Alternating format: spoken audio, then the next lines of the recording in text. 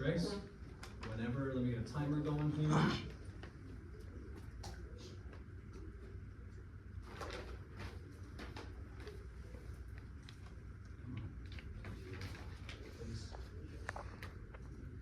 Okay, whenever you are ready, you may begin.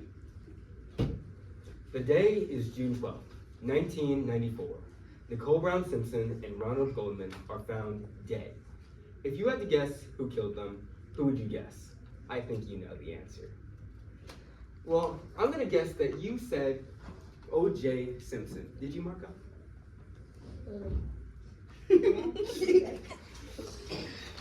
But, Marco, here's the thing.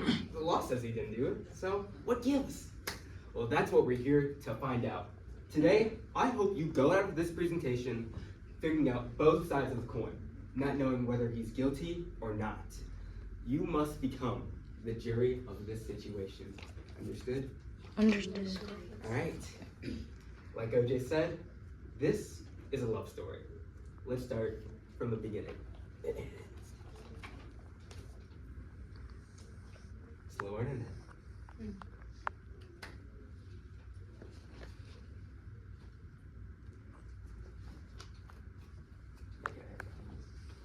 Orville James Simpson was living in San Francisco at the time. He was given the name O.J., Orville James Simpson, based on a French actor that his aunt liked. And you see, he grew up in a rough neighborhood in San Francisco. It was called Portano Hills, which was known for its gang violence, which is pretty bad. Say it's bad, because this is important. It's bad. It's bad. Good. It's pretty naughty. Good.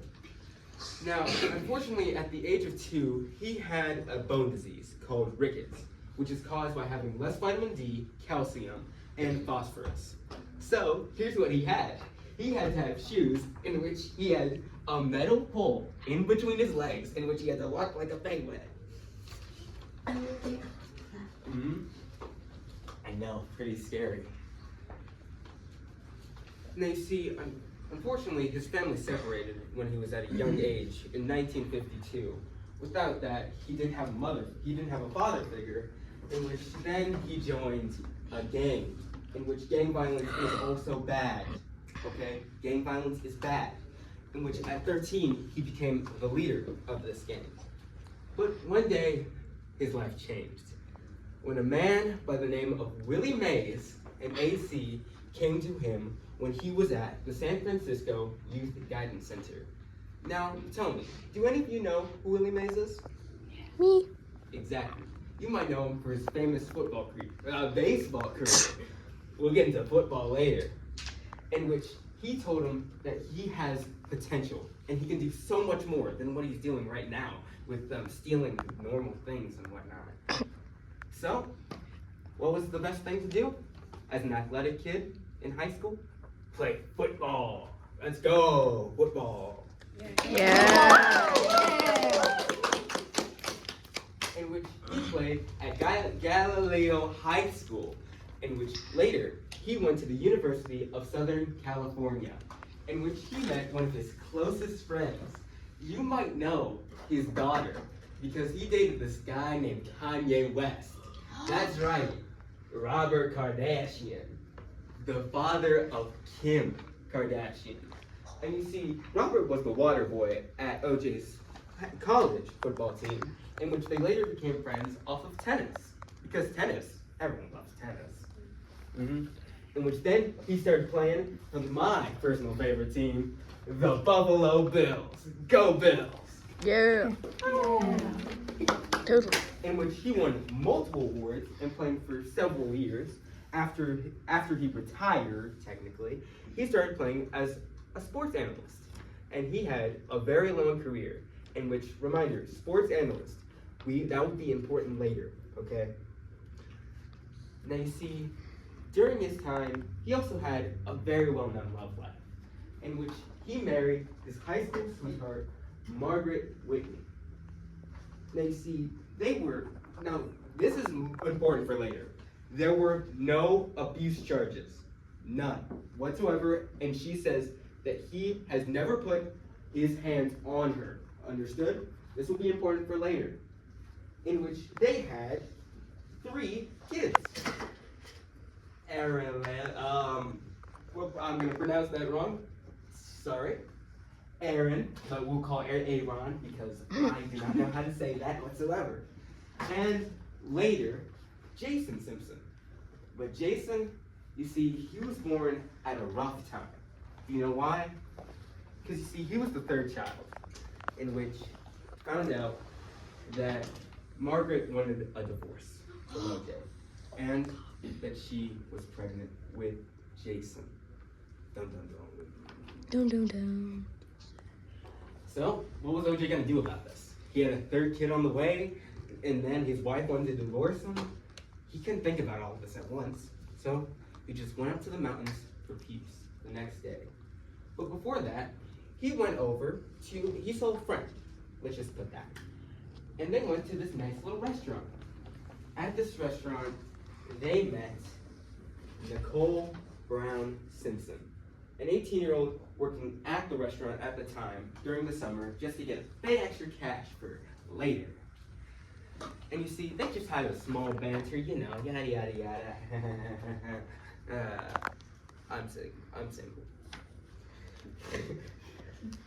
So, but once OJ got to the mountains, he thought about this lovely girl over and over, to where the point that he wasn't sure that he was living a double life. I mean, he was having a 3rd kid on the way, and then he was getting a divorce, and now he's already fallen in love with a new woman the day after she wanted a divorce. That's a little fast, in which this fast part will be important later. So then the next day, he went to Nicole and said, hey, I'm a married man, technically I'm not, technically I am. It's complicated. So they went over to a club, a nightclub might I add, in which they had a nice little time. OJ brought her back home, and immediately he fell in love. And then you see, here's the weird part. Once the divorce became final, Nicole really wanted to put a ring on it. You know, the Beyonce song. So let's just say she was well known for having a big temper, to say the least.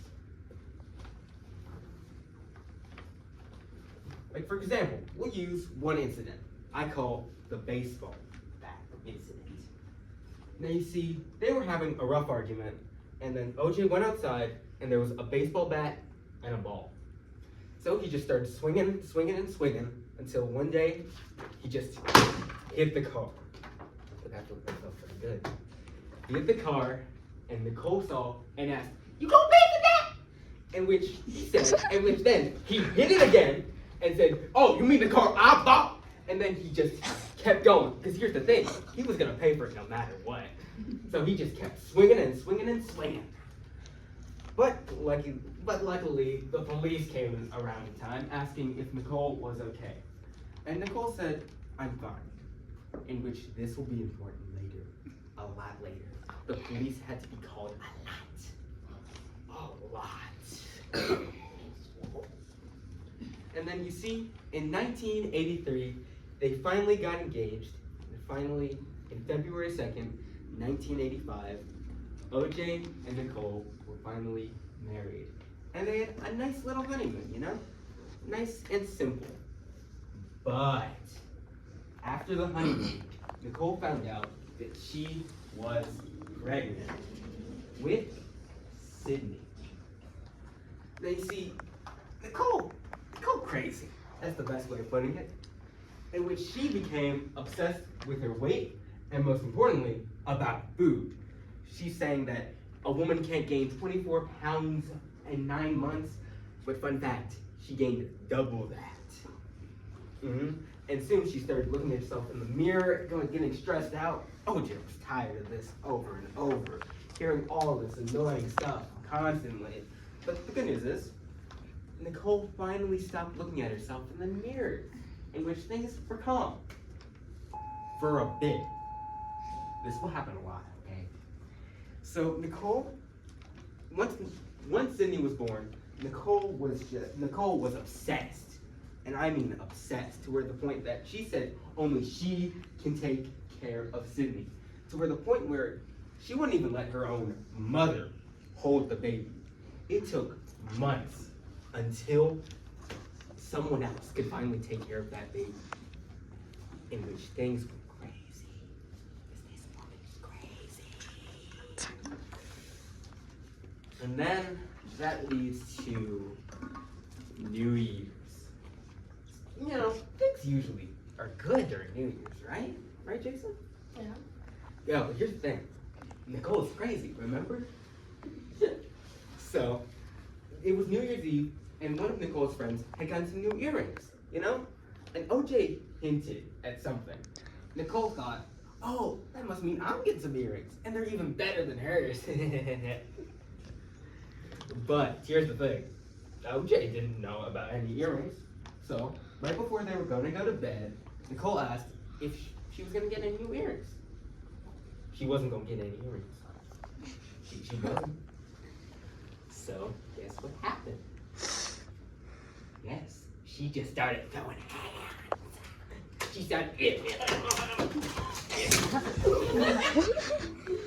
in which OJ just had to grab her at the wrist. Marco, please stand up for me. No. Sorry, Marco. Had to grab her at the wrist and then just kick her out and then lock the door. Ooh. But here's the thing. Nicole had a key. Oh. So Nicole came back in, swinging arms, and then just OJ had to do it again. And this time, take the key. And then OJ had to rest for one night until the next morning, in which the police were at his door because Nicole had a slap mark on her face, bruises at the wrist, and was drunk. Now, I didn't mention any slap on the face, now did I? No, I didn't, because she was drunk. Now, we're not entirely sure of what happened because, well, Nicole's, she's in a better place. So, yeah, that is what I call the New Year's incident. But, lucky enough, the relationship got a little bit stable in 1988, in which Justin was born. And Nicole was actually a calm mother for once. Yay! I love Nicole. I know. But good news is the relationship fell apart, which usually is the other way around, in which you don't want the relationship to fall apart. So here's the thing. Nicole was sleeping around with someone else. I'm sorry I had to use such vile language. Hence, Nicole wanted to separate. Only for a month and living apart and see how that goes. And OJ, he was fine with this, of course, but he wanted his lawyers involved after what happened on New Year's. Because he didn't want more abuse charges. Understood? And yet, still, OJ wanted Nicole back. He would do anything to get back with her. Either that being, I don't know, giving her flowers on Valentine's Day, giving her mother flowers on Valentine's Day, a lot. I know, very much. But he finally gave up the day he met Paula. Now, Paula, it all started back on one night when OJ thought he was finally free from Nicole. Now, let's just put it neatly. He went to a club in which he saw this beautiful woman, and they were going to have dinner. Because I can't say the other word, I don't want to. So, but then one day, just before they were about to have dinner, there was one of OJ's friends at the door with this woman named Paula. OJ said that it was one of the most beautiful women he had ever met. Does that remind you of anything that happened with a certain Brown Simpson? No, not really. Exactly, it shouldn't, totally shouldn't. In which they had a nice relationship. I mean, even though she was about to get married, they still had a nice, clean relationship. But then again, Nicole was Nicole. She started asking OJ advice about these guys, like, oh, I really want to date Billy Bill Bob the Jr. He treats me really nice, but I want to date Jerome because he got the moon. Yeah. Until one day, Nicole realized that OJ was the one that she wanted. Yeah. Here, it just gets crazier and crazier as we continue on. But remember, OJ was in a relationship. Well, at least until Mother's Day came around, in which they had made a deal in which they would get back together for only a year. And that relationship would have to last for a year. Understood? Got it. You're in a relationship for a year now, Jason, with Josh.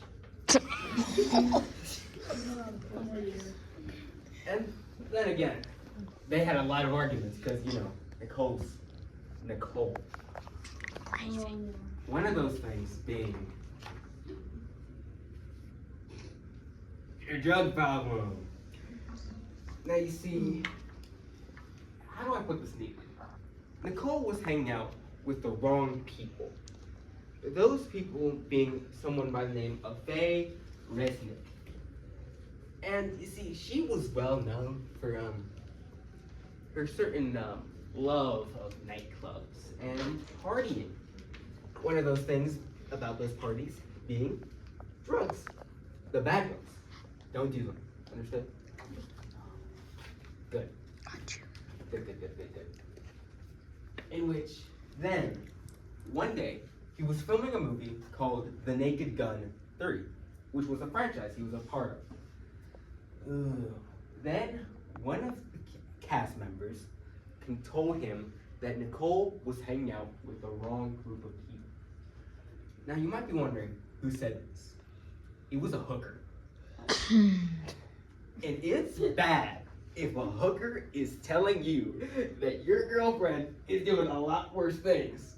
Because she's a hooker. How are you doing worse than a hooker? Exactly. Oh, Nicole is just crazy and wild. In which then OJ had to confront her because of one thing, the kids. OJ just stopped caring about Nicole and worried about the kids because the kids were what was important to him most. We fixed it. So he confronted her and saying, "Yo, why you got these people? Why you have these drugs everywhere? Why?" In which he was so loud to the point where the police got involved again. In which, lucky enough, they were able to put him back instead of, you know, putting another assault charge on his case. Sorry about that. But then finally, Mother's Day ended, in which they had finally been in a relationship for a year, and it was over. OJ was at peace, except for the times he had to pick up the kids, of course. But then one day, it changed. June 12th, 1994, the day Nicole died. Whoa. You see, it was Sydney's recital, and Nicole had brought in the rest of the Brown family, as long as Jason, because Jason's built it. In which Paula was also there, and Paula didn't like Nicole's outfit at the time. It was a short skirt and something else. It was very inappropriate, especially for a school children's recital. So after that, the Brown family, and Nicole's kids went to dinner at Mezzalunas, which was this nice little restaurant. But OJ was not invited. And you know why? Because he was going to Chicago the next night. So he had to get ready for his trip because he was totally excited, 100%. But unfortunately, Nicole's mother, Judy, had forgotten her glasses. So a man came along to help save the day. A man by the name of Ronald Goldman. Now, Ronald was just this waiter at the restaurant because a lot of things happen with waiters. A lot. So, it was a dark night. Things became still and dark. Now you see, it was 10:30 p.m. and OJ had to get ready for his flight. Until one day, his friend Charles came along and told him about Nicole's prom. Nicole's prom. That one. So OJ was tired of this, saying, quote, "We're gonna scare the bleep out of this bleep because Mr. Cross can't let me say it." So he came around and he saw Runner, and he thought that this was one of Nicole's flings, pretty much. So he started cussing, trying to square up a fight. But Runner was just there to return some glasses, okay? He just wanted to return some glasses and go to sleep, okay? And then Nicole came outside, trying to stop them both. And then, all of a sudden, OJ's life went dark.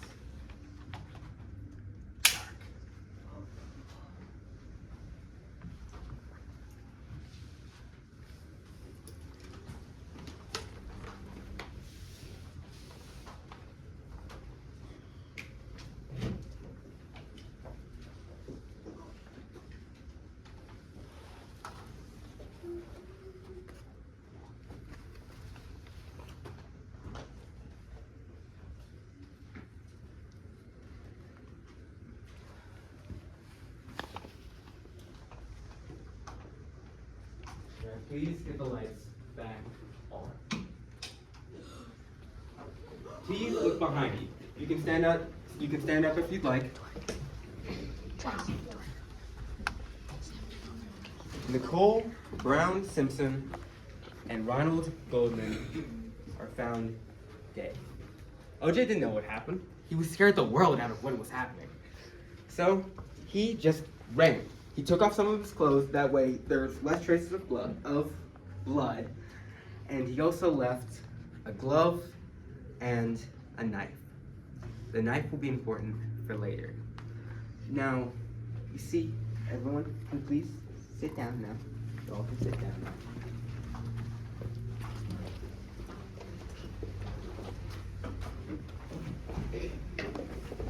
You see, remember, OJ had a flight to Chicago to catch. So he was running.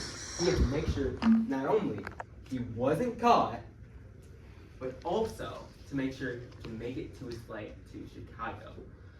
And with that, that is how, or some would say, if he did it. This concludes the end of the first act.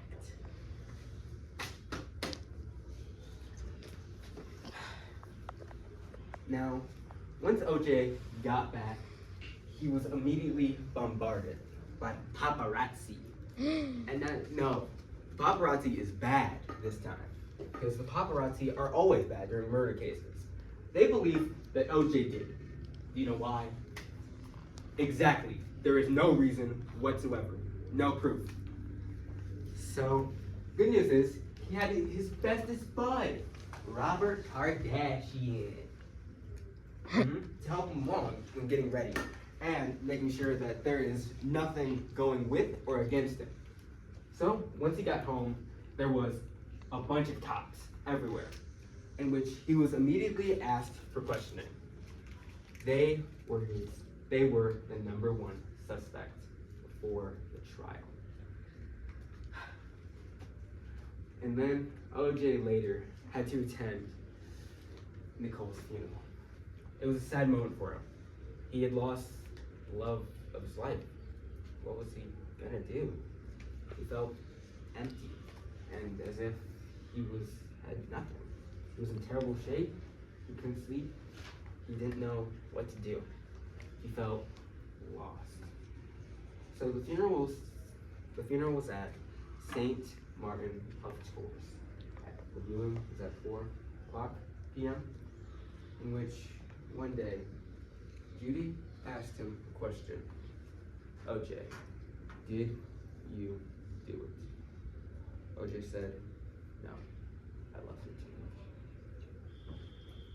Now, would that mean that OJ is guilty, or is it? He's telling that he didn't kill her, but we have nothing to help with that. But then, one day, there was a warrant out for OJ's arrest because they had gotten enough evidence. To convict him and start the trial of the century.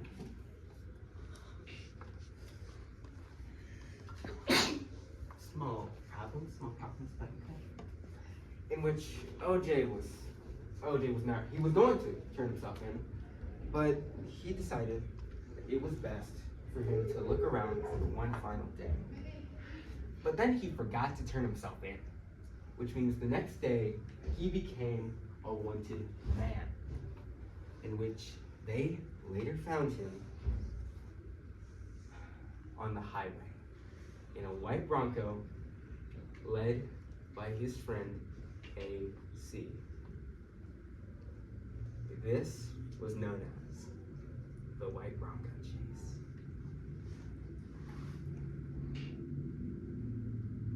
Internet sold just one moment. The chase was off. OJ called the police, telling that they should stop right now, otherwise he was going to kill himself.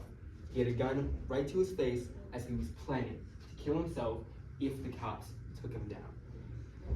And AC just wanted this to stop. He was tired. He didn't want this to happen because he didn't know if he was going to get dragged into this. He didn't want to be a part of it whatsoever. But yet OJ made him keep going until they made it down and into the Rockingham house, in which OJ apologized to the cops and saying, and just apologizing for everything. And with that, we are now starting the trial of the century, led by Judge Lance A. Eaton. Now you see, he was a 42-year-old man who was strict, but was also known for his very odd sense of humor, like Mr. Cross's humor, except his was better.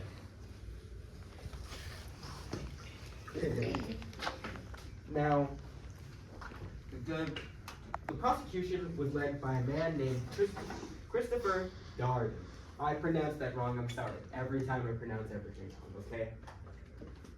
In which OJ was put down into trial. Now, excuse me for 1 second, we just gotta get this slideshow up and running, because internet's slow.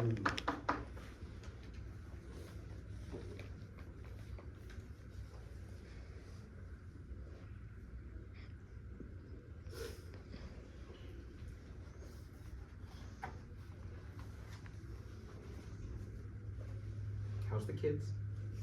Good. Good. I got dumped. All right, there we go. We're back in the business.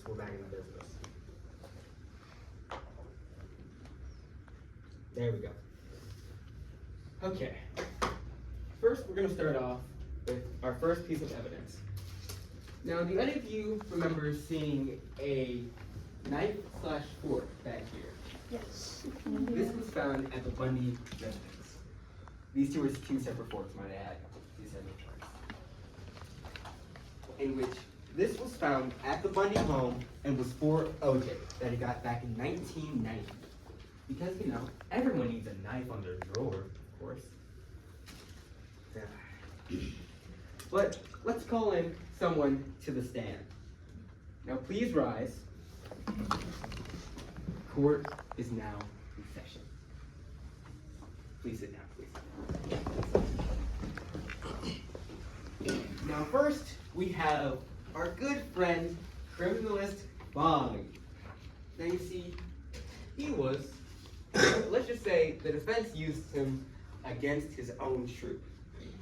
He confirmed that the detectives used to get all the DNA samples and evidence was a rookie and new, in which the fact that OJ was at the Bundy residence so many times to where the point that the evidence wasn't sure if that was from 8 months ago or 3 weeks ago. That is what the defense used against. So, Bung is now out. That worked better, I'm surprised. Then we have the prosecution's #1 star, Dr. Robin Cobb. Now she was the lead on DNA and confirmed at least that there was at least a 90% chance that the blood found was OJ's. That's a pretty big deal, okay? And that was turning the table for the prosecution. The prosecution was in the lead. That's pretty good, because he probably killed him. Then, next up, we have my good friend, William Bosnack. He was an expert on shoe prints and found that the shoe found, which you guys can see from back there as well, was a size 12 Bruno Maggi shoe that OJ just so happened to own. A coincidence? It might have been. You never know. You never know. In which this was turning the tails for the prosecution. They were almost this close to winning. But I forgot to give you one bit of information. The jury was mostly African Americans, in which the defense used that against the prosecution with a man by the name of Mark Ferdinand. And you see, this was one of he was part of the NYPD, LAPD, I've been watching too much Brooklyn Nine-Nine, I'm sorry, in which he was known to be a racist, in which he has said the N-word multiple times, I believe 36 times on video, and him admitting that he hates African Americans. And here's the thing, remember, the jury is mostly African Americans, and he is an African American, might I add, in which that changed everything. But yet, they were now even. There was one more thing that could turn the tables and change everything. That being the glove. You guys remember the glove from back there? If any of you see that, raise your hand if you did. It should be all of you, that's good. So, you see, Christopher saw this glove, and with that, another glove was also found at OJ's home. Both were the exact same, left and right. So, he made sure that OJ would put the glove on. In this case, we have Sam over here. Sam, thank you for being our volunteer. So, Sam, put the glove on, but put it, okay. I don't know if this is left or right glove. Now, here's the thing. Notice how weird Sam was putting it on? No offense, but he was putting it on a little weird. That's what Christopher said. So, he made it put him on again, but this time, hand like this and putting it on normally. The glove doesn't fit. The glove doesn't fit. If the glove doesn't fit, then you must acquit. That is what the defense used, in which all their evidence had been used. And the jury had made a decision. After almost a year, the jury had found Orthel James Simpson not guilty. And the world was divided on this. Both colleges to schools, everywhere around the world, people were like, he killed them. He killed them. I am 100% sure he killed them. And OJ, he was finally a free man. He was free. For now, at least. In which 2007 came along, and OJ did an OJ. They see this collector had some of his records and awards. So OJ wanted to get them back. You know, I want my rewards. Like, if I stole Ethan's cookie and I kept it, Ethan would try to get it back because it's his cookie, right? And OJ did that. But he was caught, which meant Ethan is now in detention, or OJ has now been taken into custody. So, now what? He's now in prison. The world's free from OJ, right? Wrong. Because in 2013, OJ was released, in which he was a free man because of his good behavior. Wink, wink. I can't wink. But, like always, bad things happen when you get old. Mr. Cross knows a lot about that. I don't know what you're talking about. That's a lie, you know it. So, on May 2023, OJ was believed to be diagnosed with prostate cancer, in which OJ admitted to it a few days later, revealing that he did. In which people didn't believe he was doing so well later. They hadn't heard from him for a while on Twitter, now known as X, as you new hippies call it, in which people hadn't heard from him, wondering if he was okay. So, during Super Bowl of 2024, in which the Chiefs played, OJ revealed that he was doing perfectly fine and was staying strong on Twitter. Well, at least for a bit. Because that same year, on April 10th, 2024, OJ Simpson was dead. You now got to join Nicole and Ron. Or death there. Love stories are never how they seem. The writer will make things sound better, and then they were. For you and for many other people, believe that O.J. Simpson did or didn't kill Nicole and Ronald. But it's too late to ask O.J., so I guess you have the next best thing. Me. Any questions?